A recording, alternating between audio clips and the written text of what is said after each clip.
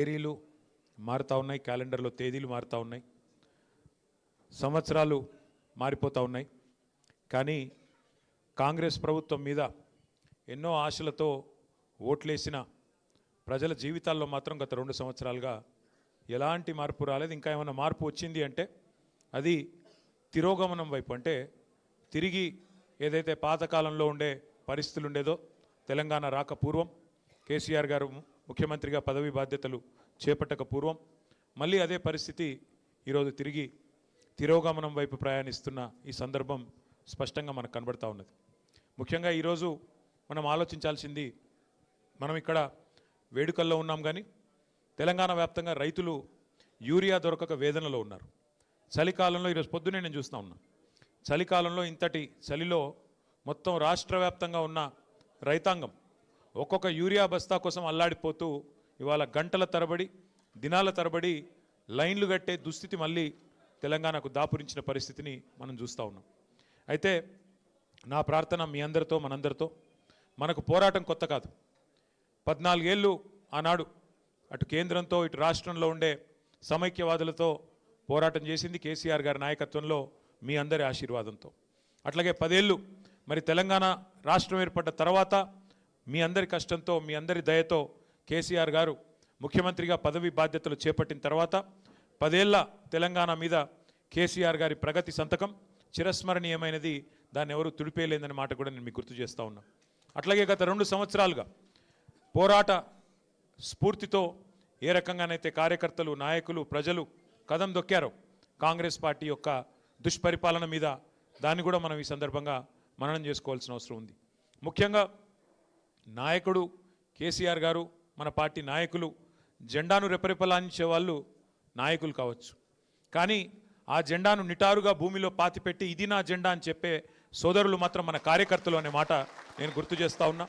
వారి పోరాట స్ఫూర్తికి, అది పంచాయతీ ఎన్నికల్లో కావచ్చు, లేదా గత 2 సంవత్సరాలుగా చేసిన వివిధ పోరాటాల్లో, లగచర్లలో గిరిజనుల మీద జరిగిన దాష్టికానికి వ్యతిరేకంగా, అట్లాగే తెలంగాణ వ్యాప్తంగా రుణమాఫీ పేరుతో జరిగిన దగ, రైతు బంధు ఎగ్గొట్టి 2 సార్లు చేసిన మోసం, 6 గ్యారంటీలు, 420 హామీలు, వాటి మీద ప్రజల తిరుగుబాటుకు నాయకత్వం వహించిన మా కార్యకర్తలకి, మూసీలో జరుగుతున్న దాష్టికానికి వ్యతిరేకంగా గలమెత్తిన సోదరులకి, హైదరాబాద్ సెంట్రల్ యూనివర్సిటీలో భూములు గుంజుకుంటుంటే తెగువను ప్రదర్శించిన మా విద్యార్థి సోదరులకు, సోదరీమణులకి, అట్లాగే ఈరోజు రాష్ట్రంలో జరుగుతున్న ప్రతి అన్యాయంపై ఎలుగెత్తి పోరాడుతున్న మా తెలంగాణ తమ్ముళ్ళు, ఆడబిడ్డలు, పేరు పేరున బారాస సైనికులు, భారత రాష్ట్ర సమితి సైనికులందరికీ హృదయపూర్వకంగా నేను వారికి శిరస్సు వంచి వినమ్రంగా నమస్కారాలు, వారికి అభినందనలు కూడా తెలియజేస్తా ఉన్నా.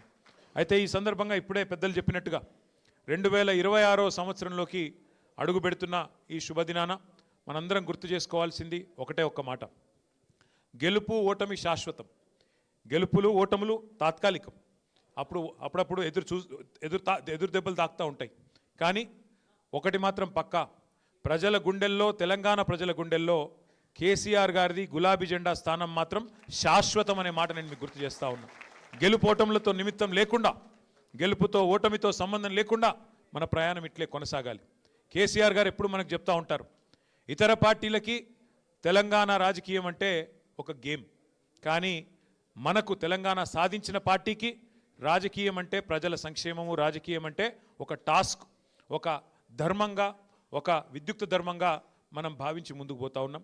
కాబట్టి ఈ ప్రయాణంలో అలుపెరుగని బాటసారులా ముందుకు నడుస్తున్న మా కార్యకర్తలందరికీ పేరు పేరున శుభాకాంక్షలు తెలియజేసుకుంటూ, ఈ సంవత్సరం, ఈ 2026 సంవత్సరం ఒకవైపు పోరాటాలని కొనసాగిస్తూనే మరొక వైపు పటిష్టమైన సంస్థాగత నిర్మాణం కూడా చేసుకోవాల్సిన అవసరం ఉంది. కాబట్టి పోరాటము, నిర్మాణము రెండింటినీ ఆలంబనగా చేసుకొని ముందుకు సాగుదాం. ఈ ప్రయాణంలో నాకైతే సంపూర్ణమైన విశ్వాసం ఉంది, మనం విజయం సాధిస్తాం. ఎందుకంటే ధర్మం మన వైపు ఉంది, న్యాయం మన వైపు ఉంది, నిజాయితీ మన వైపు ఉంది. ఇవాళ 2 పార్టీలు ఒకటై మన మీద కత్తులు దూస్తున్న సందర్భాన్ని మీరు చూస్తూ ఉన్నారు. కేంద్రము, రాష్ట్రము, ఆ రాష్ట్రంలో కేంద్రంలో ఉండే 2 పార్టీలు ఇవాళ ఒకటై, ఒక జట్టై మనను తుదముట్టించే ప్రయత్నం చేస్తున్న విషయం కూడా మీ అందరికీ అర్థమవుతానే ఉంది. అయినప్పటికీ ఎవరు ఎన్ని ఎత్తుగడలు చేసినా, ఎన్ని కుట్రలు కుతంత్రాలు చేసినా ప్రజల ఆశీర్వాదం, దైవ ఆశీర్వాదం మనకున్నంత కాలం ఎవరు ఏం చేయలేరు. కాబట్టి తప్పకుండా నాకైతే సంపూర్ణమైన విశ్వాసం, సంపూర్ణమైన నమ్మకం ఉంది. 2028వ సంవత్సరంలో తిరిగి మన నాయకుడు కేసీఆర్ గారిని ముఖ్యమంత్రిగా చూడడమే మనందరి లక్ష్యంగా, మనందరి ధ్యేయంగా కలిసికట్టుగా ముందుకు సాగుదాం. తగిలే చిన్న చిన్న ఎదురు దెబ్బలను పెద్దగా దృష్టిలోకి తీసుకోకుండా జాగ్రత్తగా ముందుకు పోదామని చెప్పి తెలియజేస్తూ, ముందుగా పార్టీ సీనియర్లు చాలామంది ఉన్నారు, వారిని కలిసిన తర్వాత మిగతా వారిని కూడా కలుద్దాం. దయచేసి ఎక్కడ కూర్చున్న వాళ్ళు అక్కడే కూర్చోండి.